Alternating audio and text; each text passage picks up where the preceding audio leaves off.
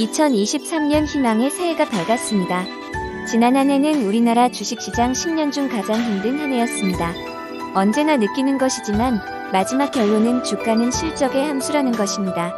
때로는 인위적 또는 불안정성 등으로 일시적인 경로 이탈이 있을 수 있으나 결국 주가는 실적을 근거로 한 본질 가치에 수렴한다는 것입니다.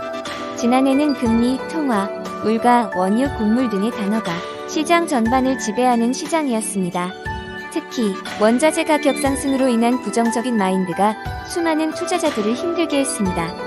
새해에도 이런 흐름은 당분간 계속될 듯합니다. 다만 지난 몇 년간은 정책, 질병, 원자재, 무역, 통화, 금리, 전쟁 등 외생 변수에 의한 시장이었다면 올해부터는 개별 기업들의 가치와 실적에 근거하는 실적 장세, 즉 주식시장의 정상화 과정이 진행될 것으로 예상해봅니다. 이런 관점에서 향후 실적 성장이 예상되는 은행주 시대가 기대됩니다. 배당이면 배당, 실적이면 실적. 지난 10여 년간 전 세계가 저금리를 등에 업고 부채 기반 성장을 이루어왔다면 이제는 다시 고금리 시대로의 회귀를 조심스럽게 예상해봅니다. 세상의 모든 돈 다 빨아가는 은행들. 이러한 현상은 비단 우리나라뿐만이 아닙니다. 오랜 역사로 볼 때 금융시장은 언제나 공급자 우위의 시장이었다는 것입니다.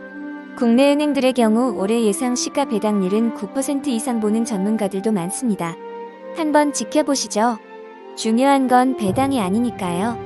은행주 전성시대를 기대하며 투자는 상식입니다. 유가가 오르니 산유국들은 넘쳐나는 돈을 주체를 못하고 있습니다. 돈가가 오르면 어떻게 될까요? 세계 경제가 어려운 건 유가가 올라서인 것이고 실물 경제가 어려운 건 돈가 즉 금리가 올라서인 것입니다. 적어도 올 한 해는 개마고원 금리가 예상됩니다. 은행주들 진짜는 아직 시작도 안 한 것 같기는 한데 80년대 금융장세 시절 은행주들 그때처럼은 아니더라도 올해는 은행주를 능가할 업종이 아직 제 눈에는 보이지 않습니다. 이상 은행업종에 대한 소고를 마칩니다. 감사합니다.